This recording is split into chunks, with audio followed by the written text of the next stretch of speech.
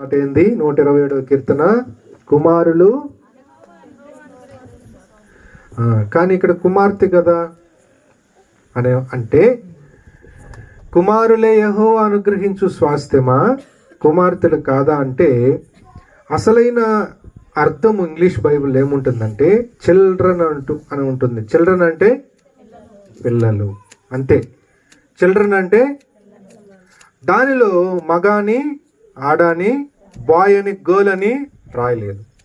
కానీ ఇక్కడ రాసినటువంటి మాట తప్ప అంటే ఆనాటి లిఖిత పూర్వకంగా అంటే రాసినటువంటి వాళ్ళలో ఏ విధంగా రాశారో వాళ్ళ అర్థాన్ని ఇక్కడ తెలుగులో వచ్చేటప్పటికి కుమారులు అని వచ్చింది. కాబట్టి మనం అర్థం చేసుకోవాల్సిన విషయం ఏంటంటే పిల్లలందరూ కూడా యెహోవా అనుగ్రహించి ఏమై ఉన్నారంట. అది మొదటి విషయంగా మీరు గుర్తుపెట్టుకోండి. తర్వాత గర్భ ఫలము ఆయన ఇచ్చు ఏమంటున్నాడు? ఓకే, బహుమానం. 100వ కీర్తన చదువుకుందాం.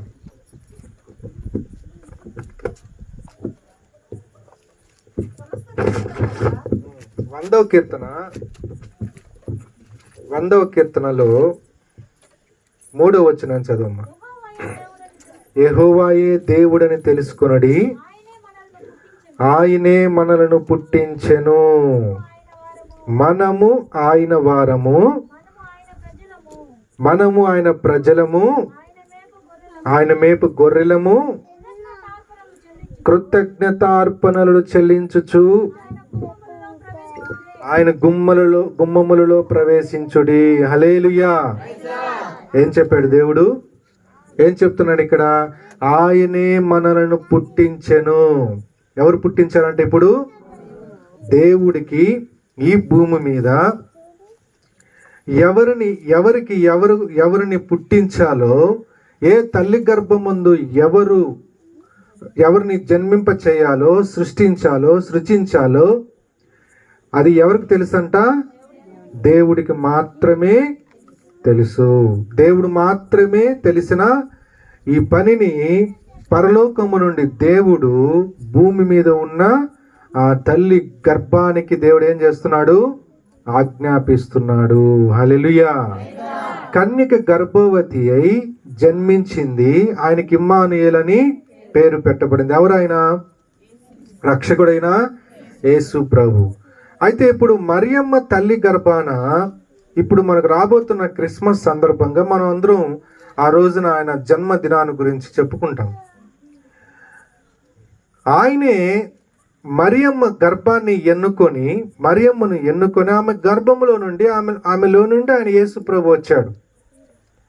ఈ భూమి మీద ఎవరు ఆయనకు అంగీకారమో, ఎవరు ఆయనకి ఇష్టానుసారంగా ఉంటారో, ఎవరు ఆయన చిత్తాన్ని నెరవేర్చగలరో వారిని దేవుడు ఎన్నుకొని వారిని బట్టి వారి ద్వారా బహుమానాలను దేవుడు అనుగ్రహిస్తాడు. హల్లెలూయా. ఇప్పుడు యేసు ప్రభువే ఈ లోకాన్ని అంతటికీ కూడా ఆయన ఒక గొప్ప బహుమానంగా ఉన్నాడు. ఎలాంటి బహుమానం యేసు ప్రభు మనకి అంటే, ఒక బహుమానాన్ని, ఒక గిఫ్ట్ను మనం ఎవరైనా మనకిస్తే ఆ గిఫ్ట్ వల్ల మనం ఆనందపడతాం. ఆ గిఫ్ట్ను అది చూసిన తర్వాత ఆ గిఫ్ట్ మనకి సంతోషకరంగా ఉంటుంది, ఆనందకరంగా ఉంటుంది. కొంచెం అది మనకి ఇష్టమైనది అయితే ఇంకా మనకు ఎలా ఉంటుంది? ఇష్టంగా, ఆనందంగా దాన్ని చూసుకుంటూ ఉంటాం. దానివల్ల మనకి ఇంకా ప్రయోజనకరమైనది ఏదైనా ఉంటే, ఎగ్జాంపుల్ పుట్టినరోజు సందర్భంగా చాలా మంది రకరకాలుగా గిఫ్ట్ ఇస్తూ ఉంటారు. ఒకవేళ అతనికి, ఆ పిల్లవాడికి, ఆ పాపకు సైకిల్ అంటే చాలా ఇష్టం అనుకోండి. గిఫ్ట్గా సైకిల్ వాళ్ళకి, ఆ బర్త్డే పిల్లలకి సర్ప్రైజ్గా గిఫ్ట్గా ఇస్తే వాళ్ళు ఎలా సంతోషపడతారు? చాలా హ్యాపీగా. అంటే ప్రయోజనకరమైనటువంటి వస్తువును వాళ్ళు ఎప్పటి నుంచో ఇష్టపడి, అంటే నేను సైకిల్ తొక్కితే బాగుంటుంది, సైకిల్ ఎక్కితే బాగుంటుంది అనుకున్న సమయంలో వాళ్ళకి ఆ గిఫ్ట్ను మనం కానీ సర్ప్రైజ్ కానీ ఇస్తే, ఆ రోజు ఆ పుట్టినరోజు దినాన బహుమానం కానీ ఇస్తే, అది వాళ్ళ ప్రయోజనానికి, వాళ్ళు ఇష్టపడినటువంటి దానిగా వాళ్ళు అనుకొని సంతోషించి ఆనందించి ఏం చేస్తారు? ఆ ప్రయోజనకరమైన దాన్ని వాడుకుంటారు. అదే విధంగా ఈ లోకం అంతటికి ఒక సర్ప్రైజ్ ఎవరంటే మన ప్రభు అయిన యేసుక్రీస్తే. హల్లెలూయా. యేసుక్రీస్తు పుట్టక ముందు పాపాలకు ఏం లేదు, పరిహారం లేదు. ఆనాటి ధర్మశాస్త్ర ప్రకారమే ఆజ్ఞలను అనుసరించాలి, ఆచారాలను ఆచరించాలి, బలులు అర్పించాలి. ఏడాదికి ఏం తీసుకురావాలి? గొర్రెలను, మేకలను, ఏదో గువ్వలను, పరిశుద్ధ పక్షులను, పశువులను ఏం తీసుకురావాలంటే దేవుడి దగ్గరకు తీసుకురావాలి. కానీ ఈరోజు మనం ఇలా రక్షించబడి, పాపము నుంచి విడిపింపబడి, ఈరోజు పాపాలకు విమోచనగా ప్రభు అయిన యేసు క్రీస్తే 2000 సంవత్సరాల క్రితం ఏమయ్యాడు? సర్ప్రైజ్ గా గిఫ్ట్ అయ్యాడు. హల్లెలూయా. ఇప్పుడు ఆ గిఫ్ట్ అన్నది తల్లి గర్భములోనికి వచ్చి, మరియమ్మ గర్భములోనికి వచ్చి బయటకు వచ్చి 33.5 సంవత్సరం బ్రతికినప్పుడు, ఆ 33.5 సంవత్సర జీవిత కాలములో యేసు క్రీస్తు ప్రభు ఒకరికి కాదు, ఇద్దరికి కాదు, లోకమంతటికి ప్రయోజనకరంగా ఉన్నాడు. హల్లెలూయా. ఎలాంటి ప్రయోజనం అంటే, ఈ లోకంలో డాక్టర్ల ప్రయోజనంగా కొన్ని సమయాల్లో మనకుండరు, లాయర్లు ఉండరు, పోలీసులు ఉండరు, అధికారులు ఉండరు, డబ్బున్న వాళ్ళు ఉండరు, బంధువులు ఉండరు, రక్త సంబంధికులు ఉండరు, స్నేహితులు ఉండరు, తల్లి ఉండదు, తండ్రి ఉండరు. ఇలా ఎవ్వరూ కూడా ప్రయోజనకరంగా లేనటువంటి ప్రయోజనాన్ని ప్రభు అయిన యేసు క్రీస్తును నమ్ముకున్నటువంటి మనందరికీ ఆయన ప్రయోజకుడిగా పుట్టాడు, బహుమానంగా పుట్టాడు. హల్లెలూయా. ఈ లోకానికి ప్రయోజనకరంగా ఉండాలి యేసు ప్రభు. అది ఈ భూమి మీద ఏ మనిషి ఇవ్వలేని ప్రయోజనంగా యేసు ప్రభు ప్రయోజనంగా ఇవ్వాలి. యేసు ప్రభు ద్వారా ఇవ్వాలని పరలోకమందున్న తండ్రి నిర్ణయించుకొని 2000 సంవత్సరాల క్రితం మరియమ్మని ఎన్నుకున్నాడు. ఎవరిని ఎన్నుకున్నాడు? ఒక తల్లిని, మరియమ్మని ఎన్నుకున్నాడు. ఆమెను ఎన్నుకొని ఆమె గర్భము నుండి ఈ లోకానికి ఒక బహుమానముగా ఆయన పుట్టాడు. ఆయన పుట్టి బ్రతికిన 33.5 సంవత్సరం జీవితంలో ఏం చేశాడు? ప్రయోజనకరంగా కుంటివారిని ఏం చేశాడు? కుంటివారిని, గుడ్డివారిని స్వస్థపరిచాడు. దయ్యముల చేత పీడింపబడిన వారిని ఏం చేశాడు? విడిపించాడు. రకరకాల సమస్యలతో, శ్రమలతో, బాధలతో ఉన్న వాళ్ళకి ఏం చేశాడు? దేవుడు సమాధానం అయ్యాడు, శాంతి అయ్యాడు. ఈరోజు మనందరికి కూడా ఆయన ఏమై ఉన్నాడు? శాంతి, సమాధానమై ఉన్నాడు.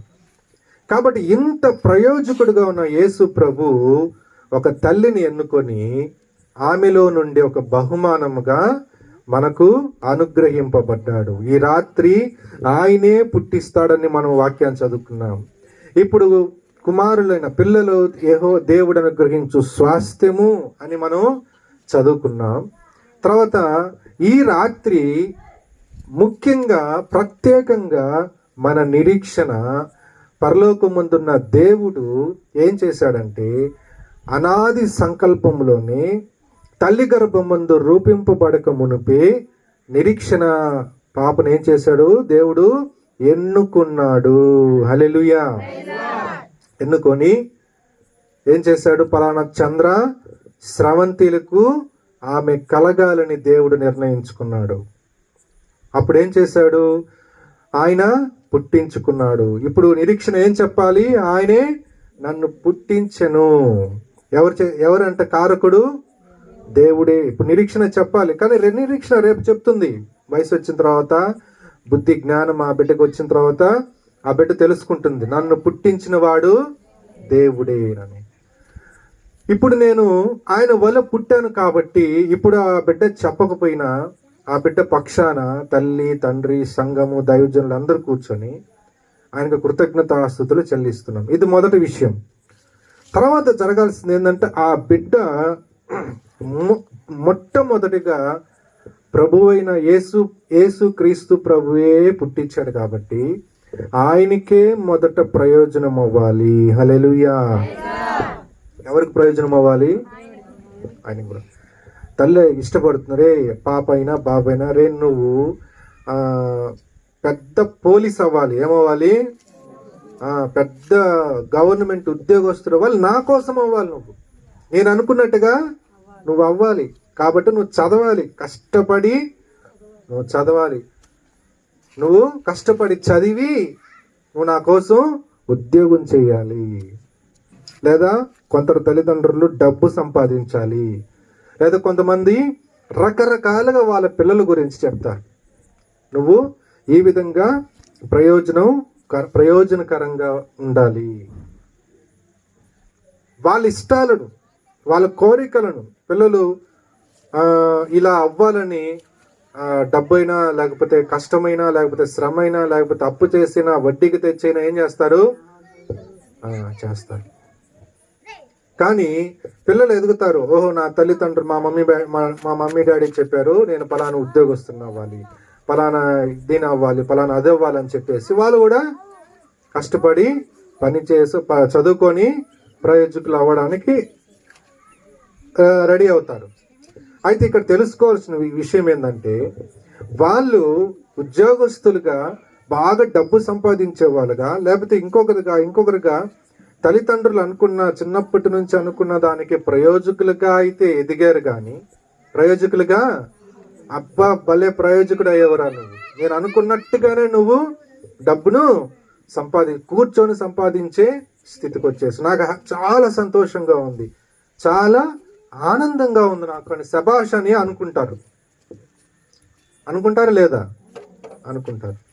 సరే, అనుకున్నారు, సంతోషించారు, బాగానే ఉంది. వాడు లేకపోతే ఆమె ప్రయోజకుడు అయితే అయ్యారు, తల్లిదండ్రుల ఇష్టాన్ని అయితే నెరవేర్చారు. అయితే వారికి ప్రయోజకులుగా మాత్రమే తల్లిదండ్రులకి అనుకున్నది నిలబెట్టారు. కానీ వాళ్ళు చిన్నప్పటి నుంచి సిగరెట్ తాగడం అలవాటు చేసుకున్నారు. ఏం చేసుకున్నారు?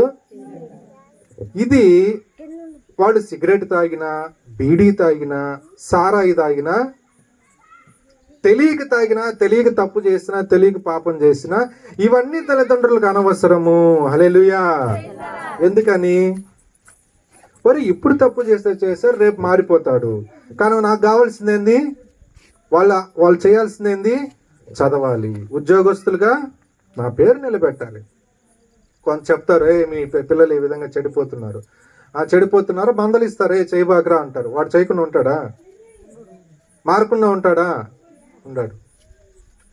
అయితే ఇక్కడ మనం ఆలోచించాల్సింది ఏంటంటే, పుట్టగానే బిడ్డలు ఇలా ప్రయోజకులుగా అవ్వాలని, ఇలా ఉండాలని అనుకుంటారు తప్ప వాళ్ళ వ్యక్తిగత జీవితంలో, వాళ్ళ జీవితంలో మాకు దేవుడు అనేవాడు. మనం కొంచెంసేపు మన గురించి ఆలోచిద్దాం. క్రైస్తవులుగా మనం మన పిల్లల విషయంలో, నేను క్రైస్తవ విశ్వాసనైన తల్లిదండ్రులను అయితే ముందుగా నా బిడ్డలు నాకు కాదు, నా ప్రభు అయిన యేసు క్రీస్తుకు ప్రయోజకుడిగా ఉండాలి అనుకోవాలి. హల్లెలూయా. అప్పుడు దేవుడు ఏం చేస్తాడంటే, అరే వీళ్ళ బిడ్డలని నాకు ప్రయోజకులుగా చేయాలని ఆశపడి ఉన్నారు కాబట్టి, ఇష్టంతో ఉన్నారు కాబట్టి, వాళ్ళు సిద్ధపడి ఉన్నారు కాబట్టి, అయితే నేను ఆ పిల్లల మీద నా కనుదృష్టి ఉంచుతానని ఆయన అనుకుంటాడు. హల్లెలూయా. వాళ్ళ మీద సాతానుడు కన్ను పడకుండా చూసుకుంటాడు. హల్లెలూయా. మీకు మీ పిల్లల మీద సాతానుడు కన్ను పడకుండా చూసుకోవడం కావాలా? లేకపోతే ప్రయోజకులుగా మంచి డబ్బు సంపాదించాలో, మంచి ఉద్యోగం సంపాదించాలని అనుకుంటారా? సాతానుడు ఎవరి మాట వింటాడు? దేవుడి మాటే వింటాడు. హల్లెలూయా. బాగా చదువుకున్న వాళ్ళు, మంచి క్లాస్ గా ఉన్నవాళ్ళు, లేకపోతే బాగా మాస్ గా ఉన్నవాళ్ళు, క్లాస్ అయినా సరే మాస్ అయినా సరే గుర్తుపెట్టుకోండి, వాళ్ళు మారాలంటే వాళ్ళ తల్లిదండ్రులు వల్ల అవుతుందా? ఒక్కసారి వాళ్ళు ఏదైనా చెడిపోతే తల్లిదండ్రులు అవుతుందా? తల్లిదండ్రులు చేయగలరా మార్చగలడానికి? వాళ్ళ టీచర్లు చేయగలరా? చేయలేరు. వాళ్ళ బంధువులు చేయగలరా? స్నేహితులు చేయగలరా? లేకపోతే ఒక డాక్టర్ దగ్గర తీసుకెళ్తే మారుతాడా? పోలీస్ దగ్గర తీసుకెళ్తే మారుతాడా? ఎలాంటి పరిస్థితుల్లో మానవుడు కూడా వారిని మార్చలేడు. వారి హృదయాన్ని, మనస్సును, ప్రవర్తనను, జీవితాన్ని మార్చేది ఎవరు? ప్రభు అయిన యేసు క్రీస్తు మాత్రమే. ఆ బిడ్డ జోలికి సాతానుడు రాకుండా చేసేవాడు ఎవరు? అలా చెయ్యాలి దేవుడు అంటే, ఇదిగో ప్రభువా, నా బిడ్డను నువ్వు పుట్టించావు కాబట్టి, నీ బహుమానము కాబట్టి, నీకు ప్రయోజనకరంగా ఏం చేస్తాను నేను? ముందు నీకు ప్రయోజనకరంగా నేను సిద్ధపరుస్తాను ఈ బహుమానమును. హల్లెలూయా. ఎవరికి బహుమానము అందుతుందో వాళ్ళే కదా వాడుకుంటారు. ఇప్పుడు నాకు గిఫ్ట్ ఇచ్చారు మీరు, ఆ గిఫ్ట్ నేను ఒక్కనే కదా వాడుకుంటాను, ఇంకెవరికైనా ఇస్తానా? ఎవరికైనా ఇస్తానా? ఎవరికి ఇవ్వబడిందో గిఫ్ట్ వాళ్ళ చేతుల్లోనే ఉండాలి. హల్లెలూయా. ఇప్పుడు గిఫ్ట్ ఇచ్చిన వాడు ఎవరంటే దేవుడు మాత్రమే. గిఫ్ట్ ఇచ్చిన వాడు దేవుడు మాత్రమే. దేవుడిచ్చిన ఏ గిఫ్ట్ అయితే ఆ బిడ్డగా ఈ భూమి మీద ఉన్నాడో ఆ బిడ్డ దేవుడి చేతిలోనే ఉండాలి. హల్లెలూయా. అంటే దేవుడికి ప్రయోజనకరంగానే ఉండాలి. హల్లెలూయా. కాబట్టి ఈ రాత్రి నిరీక్షణను దేవుడు పుట్టించి ఏం చేయబోతున్నాడు? ఆయనకు పుట్టించిందే ఆయనకు ప్రయోజనకరంగా. ఆలస్యమైంది. ఆలస్యంలో ఏముంటుందంట? ఆశీర్వాదం ఉంటుందని మనం ఒక అబ్రహాముని గురించో లేకపోతే ఇంకొక భక్తుని గురించో ఉపదేశాలు, వాక్యాలు వింటున్నాం. కాబట్టి ఆలస్యంలో వచ్చిన బిడ్డ పుట్టడం అన్నది భవిష్యత్తులో ఏందని దేవుడి చిత్తం ఏమైనది? ఆయనకు ప్రయోజనకరంగా ఉండబోతుంది. హల్లెలూయా. ఆయన ప్రయోజనకరంగా ఉండాల్సిన ఆ నిరీక్షణని సిద్ధపరిచే బాధ్యత ఎవరిది చెప్పండి?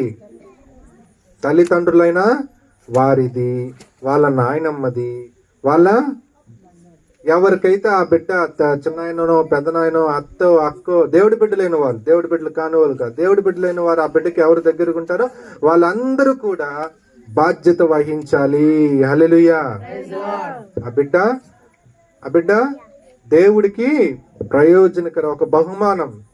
ప్రభు అయిన యేసుక్రీస్తే ఆ బిడ్డను బహుమానంగా ఇచ్చాడంటే ఇప్పుడు ఆ బిడ్డను దేవుడే ప్రయోజనకరంగా మార్చుకోవాలి. కాబట్టి దేవుడు ఒక స్వాస్థ్యంగా బహుమానంగా ఇచ్చిన నిరీక్షణ ఈ రాత్రి కృతజ్ఞతా పూర్వకంగా మనం ఈ దేవుని సన్నిధిలో ఉండి ఆ బిడ్డ నిమిత్తమే మనమందరం కూడా కృతజ్ఞతా స్తుతులను దేవుడికి చెల్లిస్తున్న ఆ బిడ్డను ఇంతవరకు క్షేమంగా కాచి కాపాడి బ్రతికించి ఇంతవరకు ఆరోగ్యం ఇచ్చి కష్ట నష్టాల్లో, రోగాల్లో, రకరకాల బాధల్లో నుంచి, ఆ బిడ్డకున్న రుగ్మతుల్లో నుంచి, ఇబ్బందుల్లో నుంచి దేవుడు స్వస్థపరిచి ఇక ముందుకు కూడా దేవుడు ఆ బిడ్డని ఆయనకు ఆశీర్వాదకరంగా, దీవెనకరంగా ఆ బిడ్డను కొనసాగించడానికి, పెంచడానికి ఆయన కృపను ఆ బిడ్డ మీద ఉంచడానికి మనం అందరం కూడా ఆ బిడ్డ నిమిత్తమై ప్రార్థిద్దాం. కళ్ళు మూసుకోండి. ఆ దేవుని యొక్క సహాయాన్ని మనం పొందుకుందాం. పరలోకమందున్న తండ్రి, నీ పరిశుద్ధ నామానికి స్తోత్రం. ప్రభు, మేమంతా నిరీక్షణ నిమిత్తమై వచ్చాం. నిరీక్షణ ప్రభువనైనా నీ కృపలో ఆ బిడ్డ మీరు అనగా, మీరు చెప్పగా, మీరు ఆజ్ఞాపించగా ఆ బిడ్డ పుట్టింది. ఇప్పుడు నీ కొరకు పుట్టిన ఆ బిడ్డ నీకు ప్రయోజనకరంగా ఉండాలని, ఉండబోతుందని నిరీక్షిస్తున్నాం. తండ్రి నాయన, ఆ బిడ్డ ఇప్పటి నుంచే ప్రభు నీ పాటలు పాడే బిడ్డగా, నేను స్తుతించే బిడ్డగా ఉంది. అంచెలంచెలుగా ఆ బిడ్డ ఆత్మీయ స్థితిని మీరు ఆశీర్వదించండి. ఆ బిడ్డ మీద మీ కనుదృష్టి ఉన్నదని మేము నమ్ముతున్నాం. సాతానుడు కనుదృష్టి పడకుండా కాస్తున్నారని కూడా మేము నమ్ముతున్నాం. ప్రభుని ఆ బిడ్డ నిమిత్తమై సంఘ కాపరి దైవజనులు నిత్యము నిరంతరము ప్రార్థిస్తున్నాడు. ఆయన యొక్క ప్రార్థన కవచము, కంచె కూడా ఆ బిడ్డ మీద ఉన్నదని మేము నిరీక్షిస్తున్నాం. సంఘం ఆ బిడ్డ గురించే ప్రార్థిస్తుంది. ప్రభునైనా ఈ రాత్రి ప్రభు ప్రత్యేకంగా ఆ బిడ్డ గురించి మీ పాద సన్నిధిని తీసుకొస్తున్నాం. ఆ బిడ్డను మీరు క్షేమాన్ని దయచేయండి. ఈ దినాన్ని ఆశీర్వదించండి. ఈ దినము నుంచి ప్రభు ఆ బిడ్డ ఉంటున్న ప్రతి స్థలమందు ప్రభు నీ సన్నిధి తోడుగా ఉంచమని, నీ యొక్క కాపుదలో నీ దేవదూతలు ఉంచమని, ఆ బిడ్డ శరీర ప్రాణ దేహాత్మల చుట్టూ మీ అగ్ని కంచెను, దేవదూతల అగ్ని ప్రాకారములోంచి ఆ బిడ్డ పుట్టినరోజు దిన సందర్భంగా మేము చెల్లించిన స్తుతులను, చేసిన ఉపదేశమును, పాడిన వారిని, వాక్యోపదేశములను, ప్రభునైనా ప్రార్థించడానికి సిద్ధమైన దైవజనులను, ఈ యొక్క సంఘ విశ్వాసులందరినీ మీరు జ్ఞాపకం చేసుకోమని, ఆశీర్వాదకరంగా ఈ దినాన్ని మీరు మాకు ఇచ్చినందుకే ఈ కుటుంబ పక్షాన్ని మీ కృతజ్ఞత స్తుతులు స్తోత్రాలు చెల్లించుకుంటూ యేసు నామములో ఈ ప్రార్థన మీ పాదాల చెంత సమర్పిస్తున్నాం పరమ తండ్రి. ఆమేన్. హల్లెలూయా.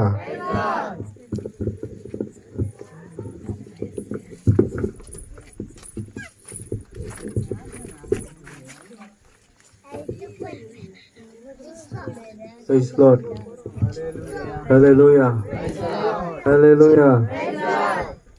సో కాబట్టి కృతజ్ఞతాపూర్వకంగా ఒక పాట రాసుకొచ్చాను, పాడతాను, తర్వాత చివరి ప్రార్థన చేస్తాను, తర్వాత ఓట్ ఆఫ్ థ్యాంక్స్ చెప్తారు.